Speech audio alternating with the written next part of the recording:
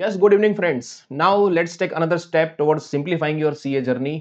पिछले लेक्चर में हमने डिस्कस किया था basics of the capital gain, जिसमें हमने डेफिनेशंस पढ़ी थी, कैपिटल एसेट की डेफिनेशंस। उसके बाद हमने सीखा था ट्रांसफर मतलब क्या होता है, देन पीरियड ऑफ होल्डिंग के बारे में हमने डिस्कस किया था, and how we can compute the capital gain उसके बारे में हमने डिस्कस किया था, that is called mode of computation. अब हम इस जर्नी को आगे बढ़ाते हैं। We are discussing certain exceptions to the general provisions. हमने ऐसा पढ़ा था कि जिस साल में कैपिटल गेन होता है, जिस साल में ट्रांसफर होता है, उस साल में वो गेन टैक्सेबल होता है। बट यहाँ पर हम लोग कुछ इसके एक्सेप्शंस देखेंगे और some other provisions which is related to the section 45। Okay, सबसे पहला यहाँ पर बात करता है section 45 1A। Now what it says that receive from the insurance party where any person receives claim money or any other assets under insurance from an insurer on account of the damage, destruction of any capital asset as a result of flood, typhoon, etc. because of the action of an enemy or combating an enemy। मतलब simple सी बात है कि अगर आपका कोई asset destroy हुआ है, ठीक है, और आपको इंश्योरेंस कंपनी की ओर से उसका कंपनसेशन मिलता है या फिर बदले में आपको नई असेट दी जाती है, ठीक है, तो उस केस में अगर आपको कोई भी प्रॉफिट या गेन होता है, उसको हम लोग कैपिटल गेन में ट्रीट करेंगे और उसको टैक्स लगाएंगे किस साल में? जिस साल में आपको कंपनसेशन मिला उस साल में। जिस साल में डिस्ट्रॉय हुआ उस साल में नहीं, बट जिस फाइनेंशियल ईयर में आपको कंपनसेशन मिलता है इंश्योरेंस कंपनी की ओर से, उस साल में वो क्या हो जाएगा? टैक्सेबल हो जाएगा। So very simple here it is. Look, यहां पर आपको कैपिटल गेन अगर कंप्यूट करना हो तो इट इज वेरी सिंपल कि आपको जो भी पैसा मिला है इंश्योरेंस कंपनी की ओर से, what are the amount that you are getting from the insurance company, वो आपका बनेगा FPOC, that is we can say full value of consideration.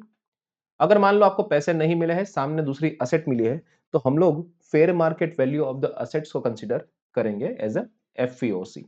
तो पहला स्टेप आपका हो गया फुल वैल्यू ऑफ कंसिडरेशन। उसमें से हमको माइनस करता रहा है कॉस्ट।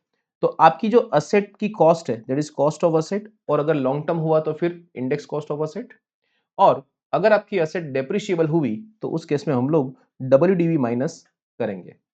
सो वेरी सिंपल, आपको जो पैसा मिला that is your full value of consideration minus आपकी कॉस्ट करो, तो whatever the capital gain that you are getting, ये टैक्सेबल होगा जिस साल में आपका असेट, सॉरी, आपको जो कंपनसेशन मिला उस साल में। ठीक है, चलिए नेक्स्ट, उसके बाद आता है यूनिट लिंक इंश्योरेंस पॉलिसी, यूएलआईपी। अब यहां पर क्या था कि पहले इसको कैपिटल एसेट की डेफिनेशन में नहीं रखा था, लेकिन 2021 onwards, that is to be precise 1 फरवरी 2021 onwards, unit link insurance policy को कैपिटल एसेट की डेफिनेशन में कवर किया गया है। बट कौन सी यूलिप को हम यहां पर कवर करेंगे? Look, profit and gain arising from the receipt of the money under ULIP. तो यूलिप इश्यूड ऑन और आफ्टर 1 फेब 2021, एक तो ये तारीख आपको देखनी है, ठीक है, whose premium payable exceeds 2,50,000 is treated as a capital asset। ऐसा कोई भी इंश्योरेंस प्लान जिसका प्रीमियम 2,50,000 से ज्यादा होता है, वो उसको हम क्या ट्रीट करेंगे? कैपिटल असेट ट्रीट करेंगे। तो आप बोलोगे सर एक काम करते हैं ना, फिर 2,50,000 का यूलिप क्यों ले हम लोग, हम ऐसा ही यूलिप लेंगे जिसमें प्रीमियम 2.5 लाख से कम हो। तो उस केस में भी ऐसा देखना है कि अगर आपका एग्रीगेट प्रीमियम अगर 2,50,000 को क्रॉस करता है, तो जितनी भी यूलिप है वो सबको हम क्या मानेंगे? कैपिटल एसेट मानेंगे। ठीक है, एग्जाम्पशन है अंडर सेक्शन 1010D, इसका जिक्र हम लोग करेंगे अपने इनकम फ्रॉम अदर सोर्सेज में भी। There are certain exemptions under section 1010D would be available in respect of the ULIPs whose aggregate premium does not exceed rupees 2,50,000 at the option of assessee। मतलब अगर आपकी कोई unit link insurance policy है जिसका premium 2.5 lakh को cross नहीं करता है, तो उस पॉलिसी में से आपको जो भी मैच्योरिटी अमाउंट मिलेगा वो क्या हो जाएगा? एग्जेम्प्ट हो जाएगा। ठीक है, वो आपको डिसाइड करना है आपको कौन सी पॉलिसी का जो रिसिप्ट है मैच्योरिटी आपको एग्जेम्प्ट करना है। ठीक है, अगर आपके पास मल्टीपल यूलिप है तो। नाउ अब टैक्सेबिलिटी किस तरह से होगी कि मान लो अगर वो 2,50,000 को क्रॉस कर रहा है तो वो टैक्सेबल हो जाएगा, कैपिटल एसेट है, तो उस केस में टैक्सेबिलिटी कैसे होगी? Look, it will be taxable in the year in which such amount was received. ठीक है, जो भी स्पेसिफाइड यूलिप है, मतलब जो जिसका प्रीमियम 2,50,000 को क्रॉस कर रहा है, या फिर एग्रीगेट प्रीमियम जिसका 2,50,000 को क्रॉस कर रहा है, उसका जो भी मैच्योरिटी अमाउंट आपको मिलेगा, वो आपको जिस साल में मिला उस साल में क्या होगा, टैक्सेबल होगा। ठीक है, अब कंप्यूट कैसे होगा उसमें, उस पर एक नजर डालते हैं। कैपिटल गेन कैसे कंप्यूट होगा, तो मान लो पहली बार आपको कोई रिसिप्ट हुआ है, फर्स्ट रिसिप्ट। अब देखो सिंपल सी बात है, लेट मी एक्सप्लेन यू कि आपको इसमें प्रॉफिट कैसे होगा। आपने मान लो अब तक 3 लाख रुपए का प्रीमियम भरा हुआ है टोटल, और आपको 5 लाख रुपए की रिसिप्ट हुई, तो आपको फायदा कितने का हुआ, 2 लाख रुपए का। ठीक है, look, amount received from the first time under specified ULIP, specified मतलब जिसका प्रीमियम 2,50,000 को क्रॉस करता है वो, आइदर इन सिंगल और in aggregate during the previous year. So capital gain would be A minus B. Now what is A and what is B? Look, A means amount received for the first time during the previous year plus bonus if any, मतलब whatever the amount that you are received from the insurance company वो सब कुछ, and B means aggregate of the premium paid till the date of receipt of the amount, मतलब जिस दिन आपको पैसा मिला है तब तक आपने अब तक एग्रीगेट प्रीमियम कितना पे किया है वो। बहुत सिंपल सा हिसाब है, आपको जो पैसा मिला सामने आपने कितना प्रीमियम पे किया वो। ठीक है, उन दोनों का डिफरेंस क्या रहेगा, कैपिटल गेन रहेगा। फाइन, ये हो गया पहली बार जब आपको पैसा मिलता है तब। मान लो सब्सिक्वेंट रिसिप्ट हुआ। ठीक है, तो सब्सिक्वेंट रिसिप्ट का मतलब क्या होगा, यहां पर under such specified ULIP during the previous year at any time after the receipt of the amount as referred to in one, मतलब फर्स्ट रिसिप्ट के बाद आपको जो भी पैसा मिलता है वो क्या हो जाएगा, सब्सिक्वेंट रिसिप्ट। कैपिटल गेन क्या रहेगा, it is C minus D. Now C मतलब क्या हुआ, amount received after first receipt during the previous year plus bonus if any, excluding excluding amount if any considered taxable in the earlier year, मतलब एक ही amount को हम दो बार tax नहीं लगाएंगे। ठीक है, अगर कोई भी अमाउंट अगर आपने पहले टैक्सेबल कंसिडर कर दिया है तो उसको हम लोग वापस कंसिडरेशन में लेंगे नहीं। Aggregate premium paid till the date of the receipt of the amount less amount in B above, आपने पहले यहां पर जो प्रीमियम माइनस कर दिया है उतना हम लोग को वापस माइनस उसको करेंगे नहीं। ठीक है, अब इसको समझते हैं एग्जांपल के तौर पे। लुक, यस, मान लो पॉलिसी इश्यू डेट है 1 अप्रैल 2021, that is after 1 Feb 2021,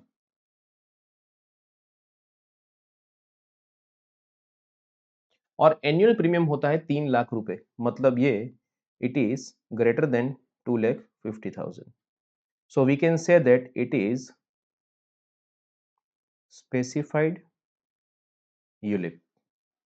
Clear? Okay. Now पहली बार आपको पैसा मिल रहा है ऑन 1 अप्रैल 2024, फर्स्ट रिसिप्ट आपका हुआ और आपको मिले टोटल 11 लाख रुपए, और दूसरी बार आपको पैसा मिला 1 अप्रैल 2028 और आपको उसमें मिले हैं 17 लाख रुपए। अब टैक्सेबिलिटी कैसे डिसाइड होगी, तो पहले हम बात करते हैं फर्स्ट रिसिप्ट की। फर्स्ट रिसिप्ट आपको पैसा कब मिला है, 1 अप्रैल 2024, तो कैन आई से इट इज फाइनेंशियल ईयर 2024-25।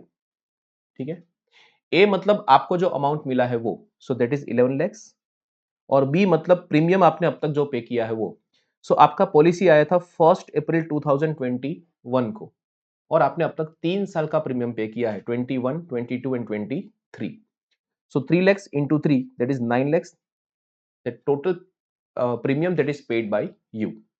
तो 11 लाख का आपको पैसा मिला है, 9 लाख आपका प्रीमियम हुआ, सो कैपिटल गेन कितना होगा इस केस में, capital gain will be 2 lakhs rupees. अब बात करते हैं सब्सिक्वेंट रिसिप्ट की। तो सेकंड रिसिप्ट आपका हुआ है 2028-29, दैट इज 1428, तो आपका टोटल अमाउंट मिला आपको 17 लाख रुपए। ठीक है, this is a second receipt. अब मुझे एक चीज बताना, आपने अब तक प्रीमियम कितना पे किया है वो। सो 3 लैक्स आपका प्रीमियम है इंटू 4 दैट इज 12 लैक्स। ठीक है, सब्सिक्वेंट पेमेंट्स मतलब मैंने यहाँ पर 24 के बाद का प्रीमियम काउंट किया है, 24, 25, 26 एंड 27, मतलब ठीक है उस तरह से 4 साल का। सो capital gain 17 lakh minus 12 lakhs, so total हुआ कितना, 5 लाख। तो आपको यहां पर 2 लाख का कैपिटल गेन हुआ और यहां पर कितने का फायदा हुआ, 5 लाख का बेनिफिट हुआ। ठीक है, क्लियर। ये ऐसे लोगों को यहां पर कवर कर दिया गया है जो इसका high value of the policy हुआ करता था। ठीक है, और उसमें क्या होता था कि पहले वो सब एग्जेम्प्ट हो जाता था, तो उन लोगों को यहां पर टैक्सेबल कवर किया गया है 2021 ऑनवर्ड्स। फाइन, चलिए अब नेक्स्ट हम लोग बात करेंगे सेक्शन 45 सब सेक्शन 2 के बारे में, दैट इज कन्वर्जन और treatment of capital asset as stock in trade. मतलब आपके पास कोई कैपिटल एसेट है, सीए है, and now you want to treat this as a SIT. हमने जब बिजनेस प्रोफेशन पढ़ा था तब हमने एक एग्जांपल लिया था ज्वेलरी शॉप वाले का, कि अगर मान लो उसके पास जो जितना भी गोल्ड ज्वेलरी वगैरह पड़ा है शोकेस के अंदर, वो सब कुछ क्या है, उसका कैपिटल सॉरी उसका स्टॉक इन ट्रेड है, उसने बेचने के लिए रखा है। बट मान लो कई बार उसको किसी को मिलने जाना था, गर्लफ्रेंड का फोन आया कि चलो आज फाइनलाइज कर देते हैं सब कुछ बातें। अब उसने शोकेस में से एक अंगूठी निकाली, ठीक है, और अकाउंटेंट को बोल दिया कि ये पर्सनल, आज से अब इसको स्टॉक में कंसिडर नहीं करेंगे हम लोग। So now this is the capital asset. तो स्टॉक इन ट्रेड में से कैपिटल असेट ट्रीट किया गया, ऐसा हमने उस टाइम पढ़ा था। तो उसमें हमने ऐसा डिस्कस किया था कि उस दिन की फेयर मार्केट वैल्यू को हम लोग बिजनेस की इनकम मानते हैं। अब यहाँ पर रिवर्स केस है कि अगर वो capital asset stock in trade बनता है तो क्या। ठीक है, तो पहली बात, तो स्टॉक इन ट्रेड में जो कन्वर्ट होता है अपना कैपिटल असेट, उसको हम मानते हैं ट्रांसफर। ट्रांसफर का डेफिनेशन में क्लियरली इसको इंक्लूड किया गया है। ठीक है, सो पहले इसको मानेंगे हम लोग क्या, it is treated as transfer. अब इसमें फायदा क्या होगा वो देखो। ठीक है, आपने जिस दिन कैपिटल जिस दिन आपने यस कैपिटल असेट परचेस किया और आपने जहां तक उसको होल्ड करके रखा, बराबर, वहां तक का पीरियड का आपका जो भी फायदा होगा वो कैपिटल गेन में जाएगा। और उसके बाद जिस दिन कन्वर्ट हुआ उसके बाद जो फायदा होता है वो कहां जाएगा, बिजनेस प्रोफेशन में जाएगा। अब यहां पर जो मेन मैटर है वो है टैक्सेबिलिटी का। क्वेश्चन है कि आपको टैक्स भरना कब है इसके ऊपर, ये टैक्सेबल होगा किस साल में। अब देखो, आपके पास अभी कोई कैपिटल असेट है, आपने उसको कन्वर्ट किया स्टॉक इन ट्रेड में। So currently you don't have money, आपने जस्ट असेट का फॉर्म चेंज हुआ है। ठीक है, असेट एज इट इज है। अब जब आप उसको बेचोगे उस स्टॉक को, तब आपके पास पैसा आएगा। ठीक है, तो आपको क्या करना है, जब वो स्टॉक बेचा जाएगा तब आपका कैपिटल गेन टैक्सेबल होगा। ठीक है, let us understand with one of the example. Look, मान लो एक कोई बिल्डर है, रियल एस्टेट डेवलपर, उसके पास 4 फ्लैट्स हैं, 50 लाख ईच, परचेस्ड ऑन 1/1/2019। सो ये परचेस हुआ है फाइनेंशियल ईयर 2018-19 में। अब उसको ये 4 फ्लैट को कन्वर्ट कर दिया स्टॉक इन ट्रेड में। सो पहले हो सकता है वो अपना रेसिडेंशियल के लिए यूज करता हो या कोई भी उसका पर्पस हो, but it was not for the sale. Now what he is trying to do, now he is converted this into stock in trade. मतलब ये अब बन गया उसका बिजनेस का एसेट। और हमको ये पता है कि स्टॉक जब भी आप बेचते हो तो उससे होने वाली इनकम कहां जाती है, बिजनेस प्रोफेशन में जाती है। ठीक है, सो फाइनेंशियल ईयर 23-24 में इसका कन्वर्जन हुआ। फाइन, फेयर मार्केट वैल्यू जिस दिन कन्वर्ट किया उस दिन एक फ्लैट का फेयर मार्केट वैल्यू था 70 लाख रुपीस। मतलब यहां पर मैं क्या कंसीडर कर रहा हूं, FMV on the date of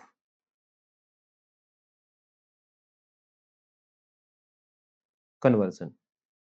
ठीक है, अब जब हम इसको हम दो हिस्सों में डिवाइड करेंगे, first is the capital gain and second is the business profit. ठीक है, अब आपका कन्वर्जन ईयर है, वही को क्या मान लेंगे हम लोग, ईयर ऑफ ट्रांसफर मान लेंगे, 2023-24 को ही। अब हमने जनरल प्रोविजन ऐसा पढ़ा है कि कैपिटल गेन जिस साल में एसेट ट्रांसफर होती है उस साल में लगेगा, लेकिन यहां पर हम उसको एक्सेप्शन क्रिएट करेंगे।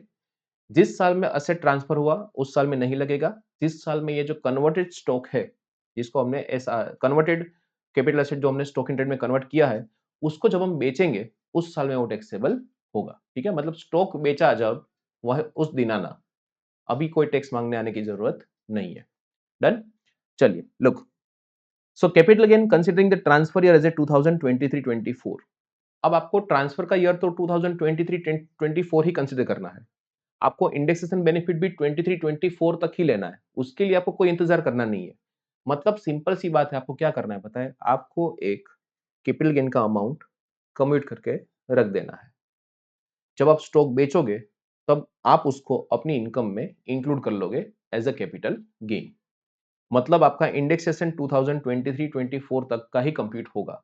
ईयर ऑफ ट्रांसफर भी 2023-24 ही माना जाएगा। ठीक है? Look, so fair market value 70 lakhs, उसको हम लोग क्या मान लेंगे? एफ वी ओ सी। तो जिस दिन आपने कन्वर्ट किया उस दिन का जो फेयर मार्केट वैल्यू है उसको हम क्या मान लेते हैं? फुल वैल्यू ऑफ कंसिडरेशन, मतलब sale consideration of the flats. ऐसे 4 फ्लैट है तो 2 करोड़ 80 लैक्स। आपने खरीदा कितने में था? तो आपकी एक फ्लैट की कीमत थी 50 लाख। अब आपने यहां पर इसको परचेज किया था 2019, मतलब फाइनेंस ईयर 2018-19 में। ठीक है? सो 2018-19 का इंडेक्स बनता है 280 एंड करंट ईयर का इंडेक्स बनता है 348। करंट ईयर मतलब year of conversion, not the 24-25। 23-24 का इंडेक्स देखना है अपने को। So that becomes 50 lakhs into 348 divided 280, so that comes to 2 crore 48 lakh something. So your capital gain will be 31,42,850. Done? इतना कैपिटल गेन आपको हुआ। अब ये आपने कंप्यूट करके साइड में रखा हुआ है। अब जब हम स्टॉक बेचेंगे तब हम उसको डिस्कस करेंगे कि उस साल में उसको टैक्सेबल करेंगे। सर हमने स्टॉक आधा आधा बेचा तो आधा आधा करेंगे। जिस साल में जितना बेचा उतना प्रोपोर्शनेट हम उसको कंसीडर करेंगे। नाउ मान लो आपने फाइनेंशियल ईयर 2024-25 में खाली 2 फ्लैट ही बेचे। टोटल कितने थे? 4। कितने बेचे आपने? 2। मतलब आधा स्टॉक आपने बेच दिया। ठीक है? सो अब यहां पर आपका जो कैपिटल गेन हुआ है उसका आधा, दैट इज 1571, ये आपका टैक्सेबल हो जाएगा फाइनेंशियल ईयर 2024-25 में, जिस साल में आपने स्टॉक सेल किया उस साल में। और बिजनेस में इनकम क्या हो जाएगी? बिजनेस में इनकम होगी, आपने स्टॉक बेचा है 90 लैक्स में। सो 90 लैक्स इंटू 2, आपको 1 करोड़ 80 लाख का आपका सेल्स हुआ। और ये फ्लैट आपको पड़े थे कितने में? उसकी कॉस्ट क्या रहेगी? तो जो फ्लैट आपने यहां पर कन्वर्ट कर किए हैं, राइट, उसकी कॉस्ट क्या मानी जाएगी? कि यहां पर हमने जब कन्वर्जन के टाइम फेयर मार्केट वैल्यू जो हमने कैपिटल गेन में सेल कंसीडरेशन डिसाइड किया था, यहां पर ये और ये, ठीक है, उसको हम लोग बिजनेस की क्या मान लेंगे? कॉस्ट मान लेंगे। कैपिटल गेन का जो एफईओसी है वो क्या बन जाएगा? बिजनेस की कॉस्ट बन जाएगा। ठीक है? Into 2, so that is 1 crore 40 lakhs. So आपको बिजनेस में फायदा हुआ 40 लाख का पीजीबीपी। और उस साल में आपका कैपिटल गेन कंसीडर किया जाएगा 15,71,000 समथिंग का। और जो रिमेनिंग कैपिटल गेन बचा है वो जब आप बाकी का स्टॉक बेचोगे उस साल में टैक्सेबल होगा। So it was all about conversion of stock in trade into capital asset. Look, capital gain shall be taxable in the year in which such converted stock is sold. If proportionate stock is sold, then proportionate capital gain shall be taxable in the year of sale. Holding period कहां से कहां तक का माना जाएगा? As I said you कि हम year of conversion तक ही सब कुछ ट्रीट करेंगे। सो आपने जिस दिन असेट परचेस किया वहां से लेकर आपने जिस दिन कन्वर्ट किया वहां तक का पीरियड आपका माना जाएगा। ठीक है? उसको हम क्या मानेंगे? होल्डिंग पीरियड मानेंगे। डन? चलिए, तो चार्ट में मैंने आपको सब कुछ समझा दिया है कैसे आपको करना है। कैपिटल गेन कैसे कंप्यूट करेंगे? फेयर मार्केट वैल्यू जिस दिन हमने कन्वर्ट किया उस दिन का, उसमें से माइनस करेंगे क्या? आपकी कॉस्ट या फिर इंडेक्स कॉस्ट इंक्लूडिंग इंप्रूवमेंट और एनीथिंग जो भी है वो नॉर्मल जैसे आप कैपिटल गेन कंप्यूट करते हो वैसे। बिजनेस की इनकम क्या मानी जाएगी? बिजनेस की इनकम मानी जाएगी sale price minus fair market value on the date of conversion, जो हमने यहां पर लिया है वो आपके लिए बिजनेस की क्या बन जाएगी? कॉस्ट बन जाएगी। ठीक है? इंडेक्सेशन बेनिफिट भी कहां तक मिलेगा? जिस दिन कन्वर्जन हुआ उसी साल तक का आपको बेनिफिट मिलेगा। So it was all about conversion of capital asset into stock in trade. Done?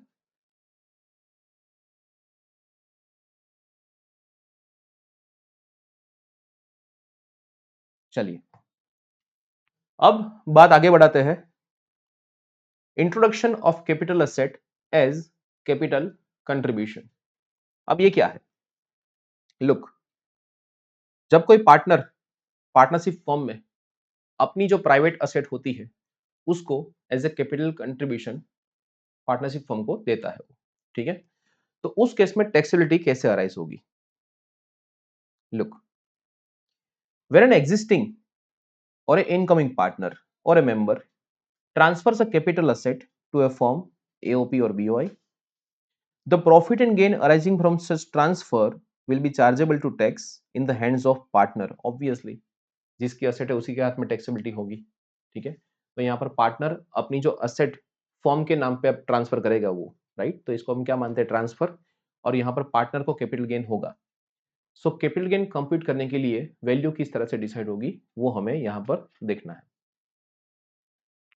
As a income of the previous year in which such transfer takes place, मतलब जिस साल में उसने फर्म को अपना असेट दिया उस साल में वो टैक्सेबल होगा। अब कंप्यूट कैसे करेंगे? कैपिटल गेन, अब पार्टनर के लिए असेट जो है उसका एफपीओसी क्या रहेगा, that is full value of consideration, या फिर उसकी सेल प्राइस क्या रहेगी। तो यहां पर बहुत सिंपल सा प्रोविजन बना दिया कि फर्म अपने बुक्स ऑफ अकाउंट में कितना अमाउंट से रिकॉर्ड करती है, ठीक है। मार्केट वैल्यू से कोई मतलब नहीं है, कोई भी चीज का हमें कोई मतलब नहीं है, हमें खाली ये देखना है कि फर्म उसको अपनी बुक्स ऑफ अकाउंट में कितनी अमाउंट से रिकॉर्ड करता है, ठीक है। उसमें से हम लोग क्या माइनस करेंगे? अपनी कॉस्ट ऑफ एसेट या फिर इंडेक्स कॉस्ट ऑफ एसेट, जो भी नॉर्मल प्रोविजंस है कैपिटल गेन के वो यहां पर अप्लाई होंगे, ठीक है। चलिए, लुक, आपकी असेट की कॉस्ट है 25 लाख रुपए, आपने फर्म को ट्रांसफर किया है as a capital contribution for ₹35 lakh. तो आपको कैपिटल गेन कितने का होगा? 35 लाख जो फर्म ने रिकॉर्ड किया है, recorded by firm in accounts, ठीक है। सो 35 लाख माइनस 25 लाख ये टैक्सेबल होगा इन द हैंड्स ऑफ पार्टनर, जिसने ये असेट ट्रांसफर करी है उसके हाथ में। डन। चलिए, अब नेक्स्ट आता है डिस्ट्रीब्यूशन ऑफ कैपिटल असेट और मनी ऑन ए डिसोल्यूशन और a reconstitution of the firm AOP और बीओआई। अब जो हमने पिछला पढ़ा प्रोविजन वो क्या था? जब पार्टनर फर्म को असेट अपनी देता है तब, मतलब when incoming partner brings assets. अब यहां पर क्या है? जो पार्टनर एग्जिट कर रहा है, ठीक है, फर्म उसको जो असेट्स वगैरह देगा, ठीक है, उसके बारे में अब टैक्सेबिलिटी क्या होगी वो डिसाइड करना है। Look, where a partner or a member, we can say specified person, partner को हमने क्या बोला यहां पर? Specified person of any firm AOP BOI that is called specified entity, ऐसा यहां पर नाम दिया है।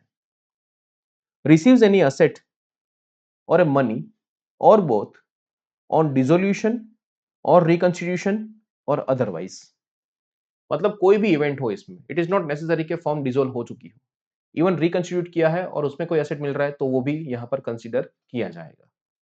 रिसीव कौन कर रहा है यहां पर? Asset, partner. और असेट कंट्रीब्यूट कौन कर, सॉरी, असेट दे कौन रहा है? फॉर्म, ठीक है। सच transfer shall be taxable in the hands of firm in the year in which such transfer took place, तो जिस साल में ट्रांसफर होगा उस साल में टैक्सेबल होगा। अब उसमें कंसिडरेशन किस तरह से निकालेंगे अब कि फर्म को फायदा कितना इसमें, ठीक है। लुक, तो यहां पर एक फॉर्मूला आपको दिया है, A is equal to, A means what is the income taxable in the hands of firm, that is capital gain हमको निकालना है, ठीक है। If A is negative, value shall be deemed to be 0। अब A compute कैसे करते हैं? That is called B plus C minus D। Now what is B? B means value of money received by the partner, or we can say cash। FMV of the asset received by the partner on the date of receipt, तो यहां पर आपको मिलती है asset, तो इन दोनों को total करोगे तो it is total receipt bye partner, मतलब फर्म ने पार्टनर को इतना पैसा दिया, इतना अमाउंट दिया, उसमें से माइनस क्या करेंगे? उसमें से माइनस करेंगे कैपिटल अकाउंट में जो बैलेंस है पार्टनर का वो, सो इसमें से माइनस करेंगे हम लोग closing balance of capital account of partner, उसको हम लोग क्या करेंगे, माइनस करेंगे। किस दिन का हम लोग बैलेंस निकालेंगे, जिस दिन रिकंस्टिट्यूशन हुआ या फिर डिसोल्यूशन हुआ उस दिन का। ठीक है, लेकिन यहां पर एक चीज आपको ध्यान रखनी है। क्या ध्यान रखना है आपको, यहां पर यह चीज ध्यान रखना है कि balance in a capital account shall exclude increase on account of revaluation of any asset or value of any self generated goodwill or any other asset. वरना क्या करेगा फॉर्म, यहां पर फॉर्म ऐसा करेगा कि जब भी कोई पार्टनर को रिटायर करना हो उससे पहले वो क्या करेंगे, असेट को रिवैल्यू कर देंगे। अब रिवैल्यूएशन करेंगे तो उसकी वजह से क्या होगा कि जितना भी रिवैल्यूएशन सरप्लस बचेगा वो सारे पार्टनर को क्या कर देंगे, वो लोग डिवाइड कर देंगे। ठीक है, इससे क्या होता है कि पार्टनर की जो कैपिटल बैलेंस है वो क्या हो जाएगी, बढ़ जाएगी। तो यहां पर जो हम लोग माइनस करते हैं closing balance of the capital account of the partner, वो क्या करते हैं, वो लोग बढ़ा देते हैं। तो अल्टीमेटली आपका जो वैल्यू आपने ट्रांसफर किया वो उसमें से इसको माइनस करते तो जो कैपिटल गेन आता है वो क्या हो जाता है, कम हो जाता है। ठीक है, सो इसलिए यहां पर ऐसा बोला गया है कि रिवैल्यूएशन जो है उसका जो सरप्लस वगैरह आपने जो किया है उसको हम क्या करेंगे, यहां पर एक्सक्लूड करेंगे, उसको हम ध्यान में नहीं रखेंगे।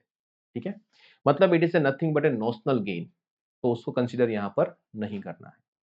Late us take one more example of this thing so that you can get more clarity. Look, पहले क्या था, पार्टनर टू फॉर्म था, अब यहां पर क्या है, फॉर्म टू पार्टनर। ठीक है, चलिए लेट्स अंडरस्टैंड। एक पार्टनरशिप फॉर्म है हिन हान हुआ, ठीक है, और उसके पार्टनर्स है जो हुआ, सो हुआ, कैसे हुआ, कब हुआ और क्यों हुआ। टोटल 5 पार्टनर है और सबका इक्वल वेटेज है, 20% प्रॉफिट शेयरिंग रेशियो है सबका। ठीक है, अब जो हुआ का कैपिटल है उस दिन 15 लाख रुपए प्लस 4 लाख था रिवैल्यूएशन सरप्लस जो उसके हिस्से में दिया गया था वो, तो उस दिन उसका कैपिटल बैलेंस बनता है 19 लाख रुपीस। अब जो हुआ को यहां से रिटायरमेंट कर दिया है। ठीक है, settlement on the retirement, cash 10 lakhs और market value of the asset, उसको जो असेट दी है उसकी फेयर मार्केट वैल्यू है 30 lakhs। सो टोटल उसको 40 लाख रुपए देके गए। ठीक है, तो यहां पर पार्टनर को रिसीव कितना हुआ, 40 लाख रुपए। हमने देखो यहां पर समझा था अभी जस्ट, ये रहा केस 10, असेट 30, टोटल कितना आया, 40 आया। ठीक है, उसमें से माइनस क्या करेंगे, उसका बैलेंस, तो 30 plus 10 that is called 40 lakhs, उसमें से उसका बैलेंस। अब बैलेंस में यहां पर हमने नोटिस किया है कि 15 लाख उसका बैलेंस था और 4 लाख उसमें रिवैल्यूएशन सरप्लस था। तो हम लोग यहां पर 4 लाख को कंसीडर नहीं करेंगे, उसको हम क्या करेंगे, एक्सक्लूड करेंगे। सो हम लोग यहां पर जस्ट 15 lakhs को ही कंसीडर करेंगे। So A is equal to B plus C minus D, तो 15 लाख आपको माइनस यहां पर कर देने हैं। तो जो बैलेंस बचा 25 लाख रुपए वो आपका capital gain. See, if you do not remember A plus B plus C plus D तो it is very easy to understand. Look, firm का जो कैपिटल बैलेंस था पार्टनर का वो उसकी कॉस्ट हो गई। ठीक है, उसके सामने एसेट कितना गया, तो एक तो अगर आपने एसेट दिया है तो फेयर मार्केट वैल्यू ले लो और सामने अगर आपने कैश पेमेंट किया है तो उसको ऐड कर दो। इन दोनों का टोटल करो, उसमें से फर्म का जो बैलेंस था कैपिटल अकाउंट में पार्टनर का उसको क्या करेंगे हम लोग, माइनस कर देंगे। ठीक है, उसको क्या करेंगे हम लोग, माइनस कर देंगे। तो जो बैलेंस बचा वो क्या रह जाएगा, capital gain in the hands of firm. इसमें हम लोग एक चीज का ध्यान रखेंगे, कौन सी, कि रिवैल्यूएशन सरप्लस को हम लोग कंसीडर नहीं करेंगे।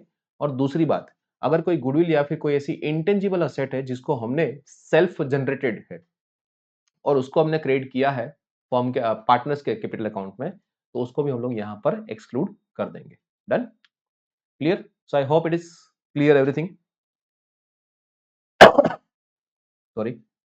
Now the next part that we are moving, it is section 45(5)(a) that is known as joint development agreement. अब ये क्या है, पहले समझ जाते हैं हम लोग, पहले ये प्रोविजन क्या है ये। Okay, sorry, we have one more topic left over here before we shift to the JDA.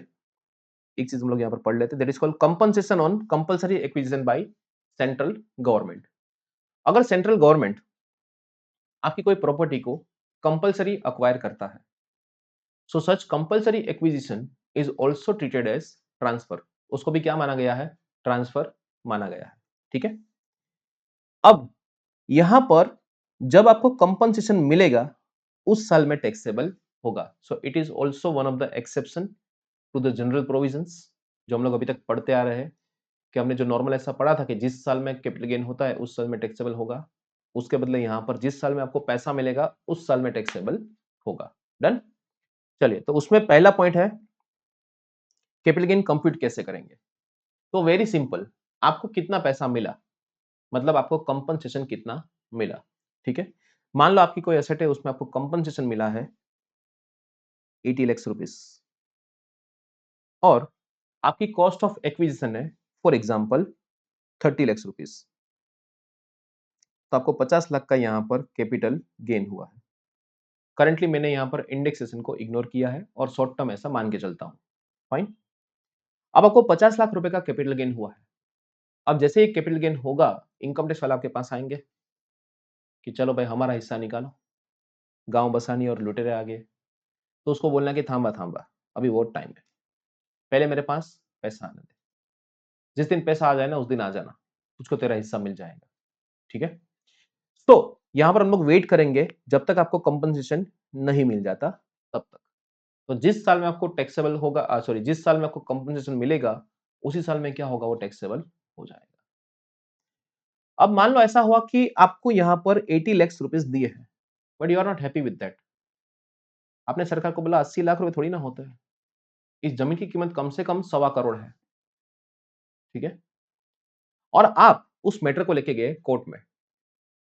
अब कोर्ट में दो बातें हो सकती है, या तो आपका कंपनसेशन एज इट इज रहेगा, या तो बढ़ेगा, या तो क्या होगा, कम हो जाएगा। मतलब हो सकता है आपके लिए एक पॉजिटिव न्यूज हो, एक नेगेटिव न्यूज भी हो सकता है।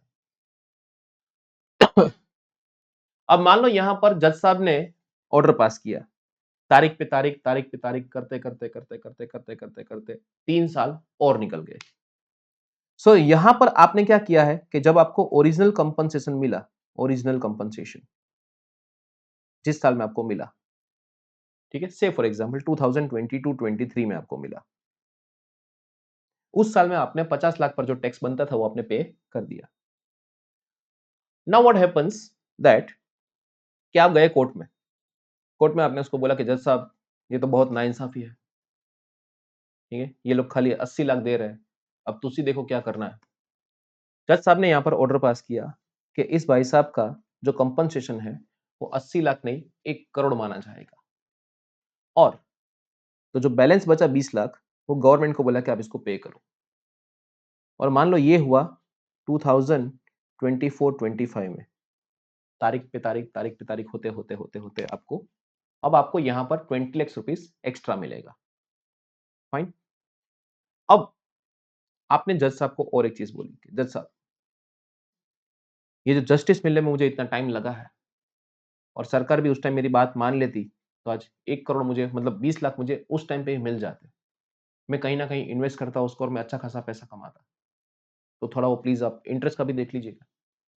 ठीक है। तो जज साहब ने आपको यहां पर बोला है कि आपको मिलेगा इंटरेस्ट। ये जो 20 लैक्स आपको यहां पर मिला है, जो इतने सालों का इंतजार के बाद आपको मिला है, तो हम आपको 2 लाख रुपए इंटरेस्ट भी देंगे, 2 lakh rupees interest. So now you are getting interest on enhance compensation. अब आप कोर्ट से दो बैग लेकर बाहर निकल रहे हो, एक हाथ में आपका एनहांस कंपनसेशन, दूसरे में आपका इंटरेस्ट। अब कोर्ट के बाहर ही आपका दोस्त, हमारा जो खास इनकम टैक्स वाला आपको मिला, खुश हो गया वो बहुत। उसने भी बाहर न्यूज देखा कि वाह, सरकार केस हार गई है। अब इनकम टैक्स वाले यहां पर आएंगे और आपको पूछेंगे कि चलो ये 20 लाख जो है ना आपकी बैग में, उस पर हमें टैक्स चाहिए। अब ये जो 20 लैक्स आपको एनहांस कंपनसेशन मिला है, वो जिस असेट का था उसकी पूरी की पूरी कॉस्ट आप यहां पर 30 लाख माइनस कर चुके हो। सो एनहांस कंपनसेशन के लिए कॉस्ट आपकी क्या रहेगी, 0। मतलब 20 लाख रुपए जो आपको एक्स्ट्रा मिले हैं वो जिस साल में मिला उस साल में क्या हो जाएगा, टैक्सेबल हो जाएगा। अब आपने राजी अपना मतलब हैप्पी आप बहुत है, आपने उसको 20 लाख रुपए वो जो टैक्स बनता था आपने उसको दे दिया। अब उसकी नज़र दूसरी व्यक्ति पर पड़ी। वहाँ पर क्या था? इंटरेस्ट जो आपको मिला है 1 लाख रुपए, 2 लाख रुपए का, वो आपको वहाँ पर मिला। अब आपको उस पर भी टैक्स देना है। तो ये इंटरेस्ट आपको जो मिला है ऑन एनहांस कंपनसेशन, ये टैक्सेबल होगा इनकम फ्रॉम अदर सोर्सेस में, आईएफओएस में। ठीक है? ये चीज़ को एक खाली याद रखना है।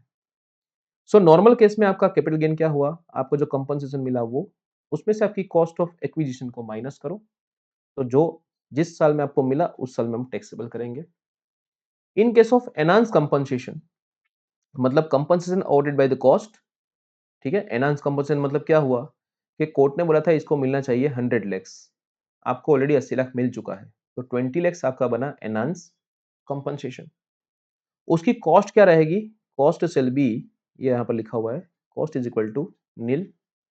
सो पूरा का पूरा 20 लाख आपका कैपिटल गेन में टैक्सेबल हो जाएगा। वो भी किस साल में? जिस साल में मिला उस साल में। ठीक है? अब यहां पर बात हुई है कि provided that any amount of compensation received in pursuance of the interim order of a court, tribunal or other authority shall be deemed to be any court, tribunal or other authority shall be deemed to be income chargeable under the head capital gain of the previous year in which final order of such court, tribunal or other authority is made। मतलब कोई interim order से आपको पैसा मिला है कि भाई अभी के लिए इसको 5 लाख दे दो चलो, तो उसमें हम लोग इंतजार करेंगे। कब तक इंतजार करेंगे? जब तक फाइनल वर्डिक्ट नहीं आ जाता तब तक। क्लियर? अब सर उल्टा दाव भी तो पड़ सकता है कि आप 80 का 100 करने गए थे और 80 का 70 हो गया, मतलब रिडक्शन हो गया। सो उस केस में क्या ट्रीटमेंट हो सकती है? तो उस केस में अगर कोई भी कंपनसेशन रिड्यूस किया गया है, तो उस केस में ऐसा होगा कि यहाँ पर सब कुछ रेक्टिफाई करना पड़ेगा और सब कुछ रिकम्प्यूट होगा अंडर सेक्शन 155। ठीक है? Section 154 is about rectification of the mistake and section 155 is a other case of rectification. ठीक है? तो उसमें हम लोग इसको डिस्कस करेंगे तब। डन? क्लियर? चलिए, अब मान लो कोर्ट में उसने अर्जी दी है कि सर पैसा मेरे को चाहिए ये सब, ठीक है? उससे पहले उसकी डेथ हो जाती है। In case of death of the transferor before receiving enhance compensation, the enhance compensation will be chargeable to tax in the hands of person who received the same. मतलब उसके जो लीगल हेयर्स होंगे उसके हाथ में क्या हो जाएगा? टैक्सेबल होगा। ठीक है? एग्जेम्प्ट नहीं हो जाएगा कि चलो मर गया तो इसको माफ करो। डन? सो यहां पर एक चीज आएगी, interest received on enhance compensation, वो आएगा आईएफएस के अंदर। और अगर कोई अर्बन एग्रीकल्चरल लैंड अगर कंपल्सरी एक्वायर होती है तो एग्जेम्प्ट हो जाएगी सेक्शन 1033 में, उस पर कोई टैक्स नहीं लगेगा। फाइन। सर अर्बन को क्यों, रूरल को क्यों नहीं? Because rural is not a capital asset, तो उसको आप बेचो, उसका कंपल्सरी एक्विजिशन हो, कोई फर्क नहीं पड़ता उस केस में। Fine. So I hope it is clear now. So let's move to the another topic or another section, that is 45(5)(a). Taxability in case of specified agreement, जिसको हम लोग बोलते हैं जॉइंट डेवलपमेंट अग्रीमेंट, JDA। अब ये क्या है? अब आपने बहुत सारी जगह पर ऐसा देखा होगा कि रीडेवलपमेंट के प्रोजेक्ट होते हैं। ठीक है? पुराने जितने भी जो रेसिडेंट होते हैं किसी स्कीम या किसी फ्लैट्स के, उसके पास से वो फ्लैट लिए जाते हैं, उसको रीडेवलप किया जाता है और उसमें से उसको उसका जो भी हिस्सा बनता है वो दिया जाता है। ठीक है?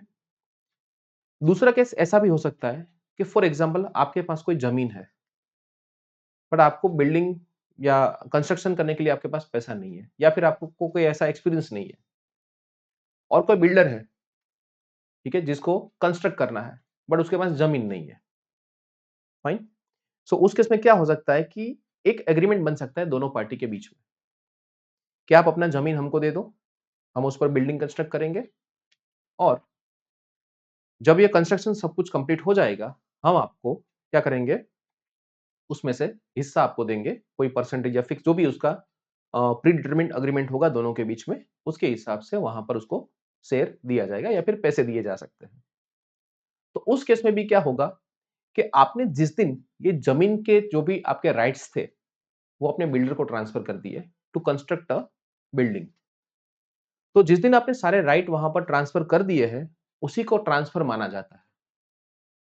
और जनरल रूल ऐसा कहता है कि जिस साल में ट्रांसफर हुआ उस साल में टैक्सेबल होता है। बट यहां पर भी वैसा ही सीन है कि गांव बसानी और लुटेरे आएंगे। तो उस केस में भी क्या है, यहां पर भी आपको होल्ड करना पड़ेगा जब तक ये प्रोजेक्ट पूरा कंप्लीट ना हो जाए और असेसी के पास पैसा या फिर वो प्रोजेक्ट में से जो भी शेयर चाहिए वो ना मिल जाए। ठीक है। So I hope you got the basic idea about joint development agreement. ठीक है। Look, and one more thing you are supposed to recall, that is it is benefit only given to the individual and HUF. So company firm etc they will not give will not get any kind of benefit of this thing. उसको तो जिस साल में ये आपने agreement हुआ है उसी साल में उसको टैक्स पे करना पड़ेगा। सो इंडिविजुअल और HUF है transfers any property being land or building or both.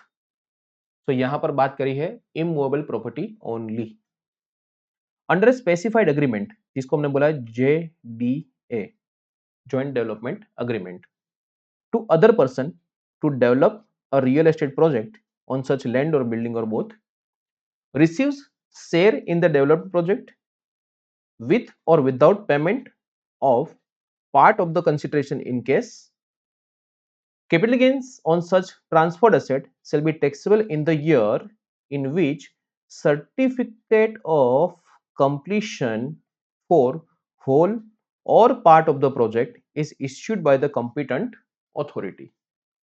मतलब आपको यहाँ पर प्रोजेक्ट में से जो भी शेयरिंग मिलेगा या फिर जो पैसा मिलेगा आपको, ठीक है, वो सब कुछ टैक्सेबल होगा किस साल में, जिस साल में सर्टिफिकेट ऑफ कंप्लीशन रिसीव होगा उस साल में। डन। चलिए, for the purpose of this section 48 the stamp duty value on the date of issue of said certificate of his share being land or building or both in the project as increased by the consideration received in case if any shall be deemed to be the FEOC received। अब ये इतना line समझ में ना आए तो मैं समझा देता हूं क्या है। सिंपल, आपको जो प्रोजेक्ट में से हिस्सा मिलेगा, मान लो पूरा प्रोजेक्ट है उसमें से 10% आपका हिस्सा है, तो उस प्रोजेक्ट की वैल्यू कैसे निकालेंगे। तो मैंने आपको बताया है कि जब भी लैंड और बिल्डिंग इन्वॉल्व होगा वहां पर मेजर रोल प्ले करेगा स्टैम्प ड्यूटी वैल्यू। तो आपको क्या करना है, आपको उस प्रोजेक्ट का स्टैम्प ड्यूटी वैल्यू कितना है वो निकालना है। मान लो 100 करोड़ है, आपका हिस्सा है 10%, ठीक है, तो आपको वो 10 करोड़ आपकी वैल्यू होगी, वो उस प्रोजेक्ट की वैल्यू मानी जाएगी। That is called stamp duty value. किस दिन का लेने का स्टैम्प ड्यूटी वैल्यू, जिस दिन सर्टिफिकेट ऑफ कंप्लीशन इश्यू हुआ उस दिन का। डन।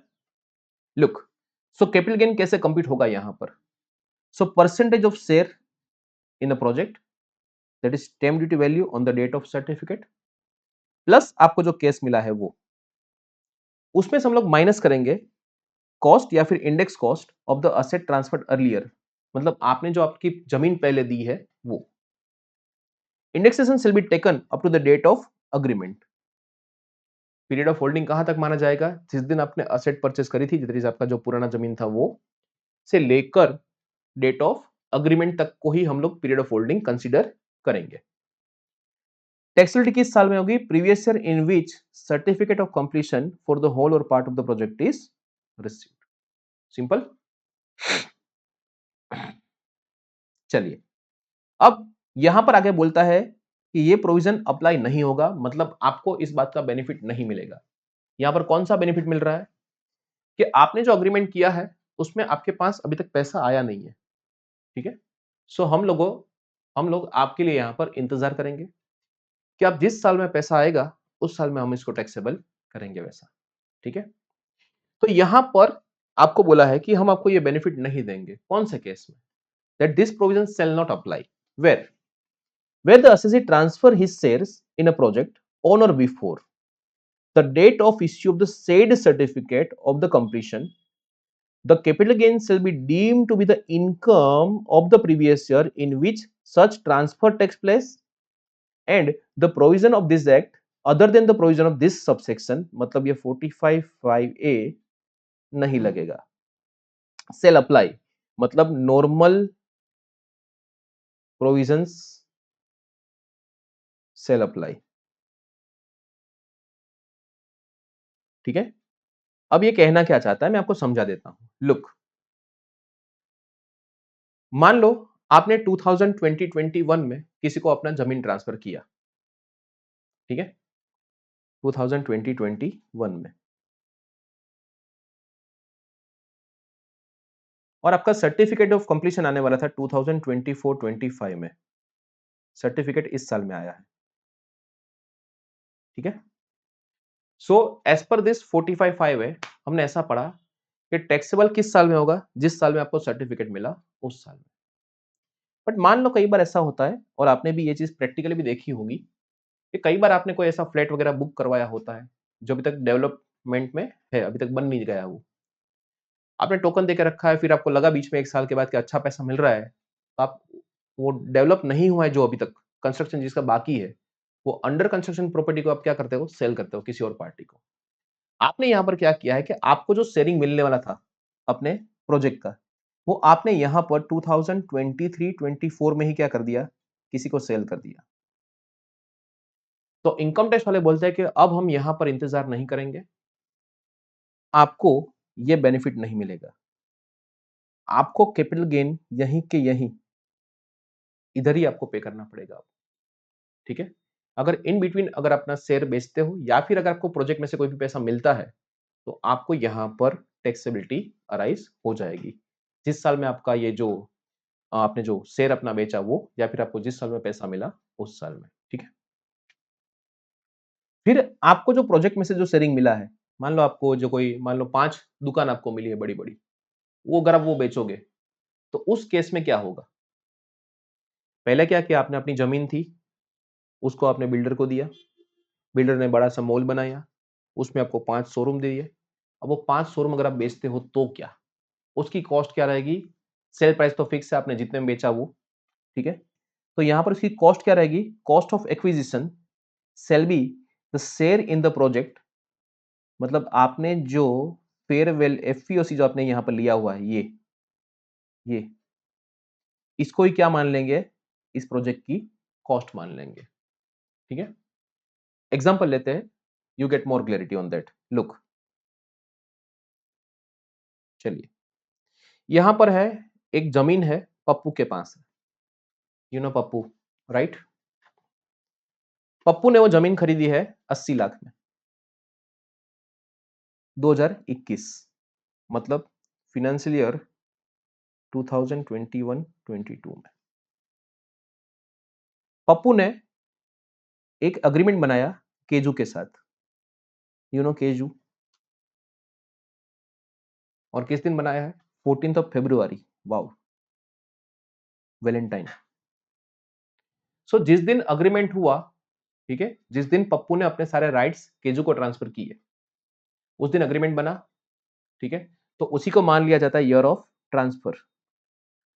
तो यूजुअली 2020 टू 2023 में ही ये टैक्सेबल हो जाना चाहिए, लेकिन इस सेक्शन में ऐसा बोला है कि हम लोग उसका इंतजार करेंगे, जब तक पैसा नहीं आ जाएगा तब तक हम लोग वेट करेंगे। सो ट्रांसफर हुआ 2022-23 में।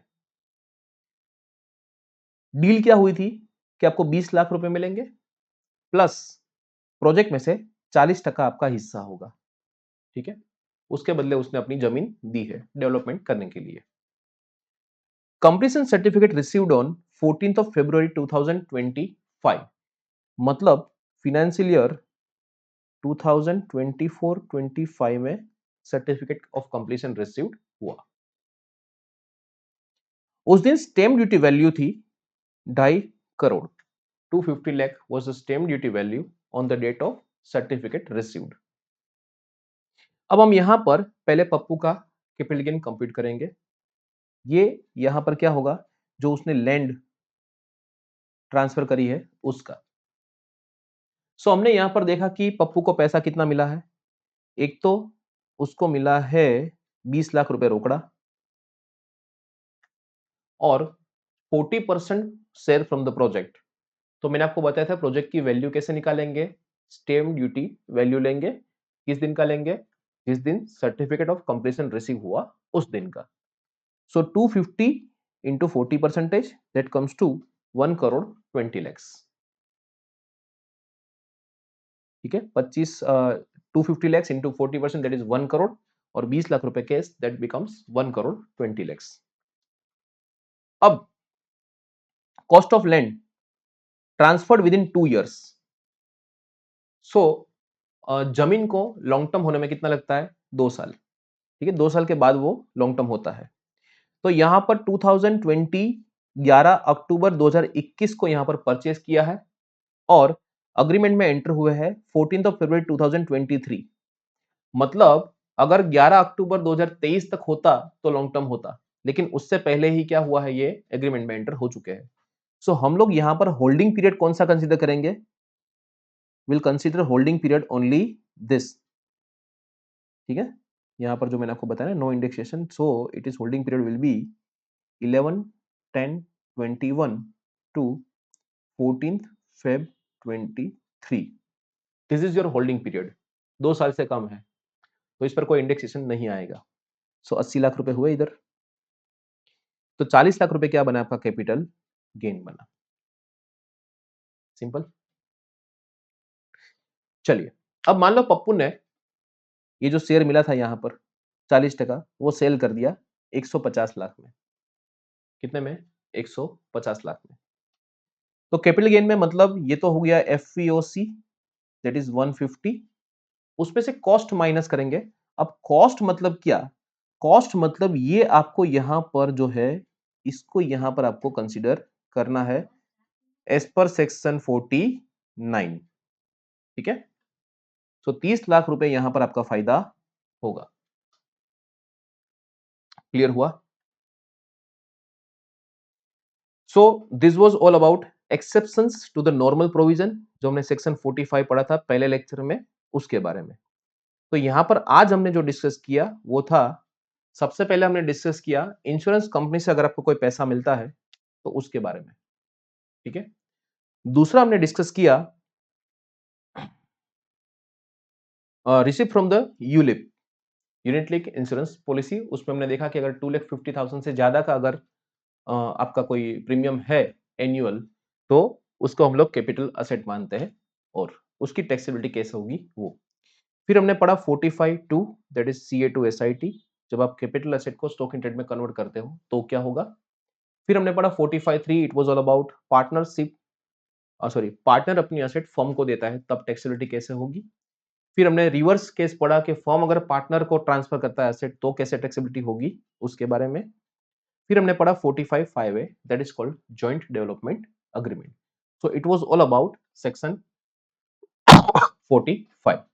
अब नेक्स्ट लेक्चर में हम लोग डिस्कस करेंगे हमारा next point that is called cost, cost under different cases, कैसे हम लोग केस कॉस्ट डिटरमाइन करेंगे उसके बारे में। ठीक है, सो तब तक के लिए धन्यवाद आपका बहुत सारा। ठीक है, अगर आपको ये अच्छा लगता है तो आप प्लीज उसको शेयर कीजिए अपने दोस्तों के साथ, और अपनी तैयारी जम के कीजिए, क्योंकि हमको इस बार सीए कंप्लीट करना है। 2025 सीए का सर्टिफिकेट लेके ही हम लोग कंप्लीट करेंगे इस बार। ठीक है, चलिए till then goodbye, thank you so much.